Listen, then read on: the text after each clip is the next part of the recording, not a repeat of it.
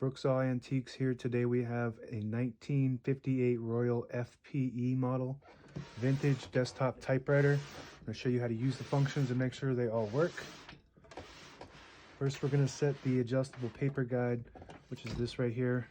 I like to set it right at the edge of the platen, and that allows you to load the paper in straight. The platen is the main roller here that feeds the paper, and this is the paper bale that sits on top of the page and holds it down. To set the margins, there's a magic margin function on each side of this model. Right now it's pretty close to the beginning and the end of the page, but if you want it further towards the end, you hold the carriage release, which is right next to the knob, and the magic margin. Push that forward at the same time and you can go all the way to the end. Now if you want to set it right here at the end of the page, all you got to do is flip that magic margin to the front and it'll send the margin automatically to that spot.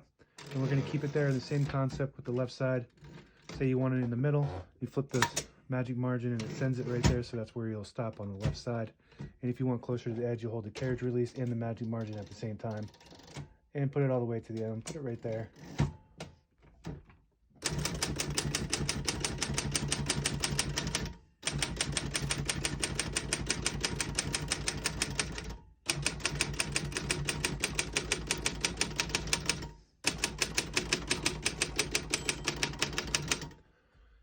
As you can see, all the keys type nice and none of them skip or stick.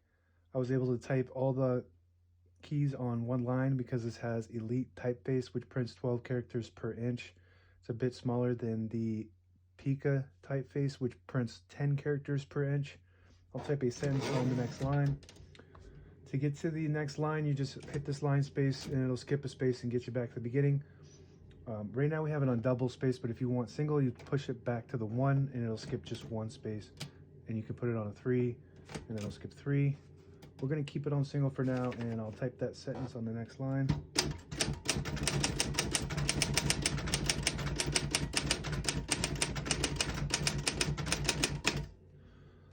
Very nice typing machine. This is a very touchy typewriter. It feels like almost like an electric typewriter.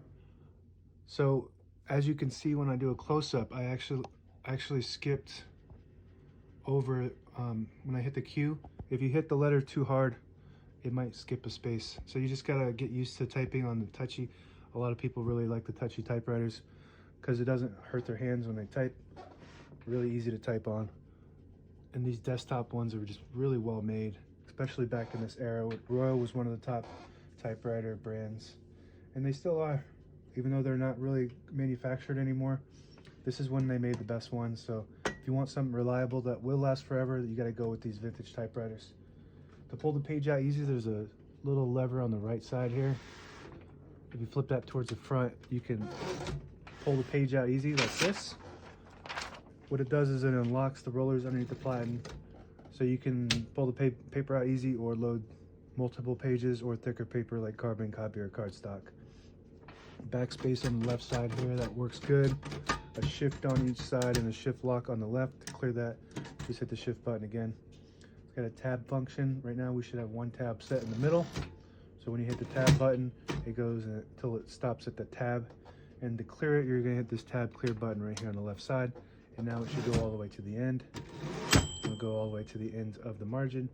And as you can see, it kind of slams towards the end. So you always wanna have one set towards the middle somewhere. So I'm going to set one in the middle, and when you hit that button, it just stops at this spot. And you can set as many tabs as you want on this model. To open the hood, you just press this button here and you flip it up. You have the spools, all the brand new ribbons loaded on the left side, so it's pulling to the right. If you want to flip that direction, you just flip that switch to the up and it'll start pulling to this side. We're going to keep it pulling to this side for now. You have a touch control right here. The higher you go, the more tension there is when you hit the keys. So for more advanced typers, you want to go with a higher touch control. I keep it really low for me because I'm not advanced typing at all. This is your color selector switch right here. So if you switch it to the red, it'll print red. Just hit the bottom portion of the ribbon. If you have it in the middle, it prints the top portion, which is black. And if you put it on the right side, it doesn't print at all. So the ribbon vibrator does not go up at all when you have it on that. So we want to keep it on the black for now.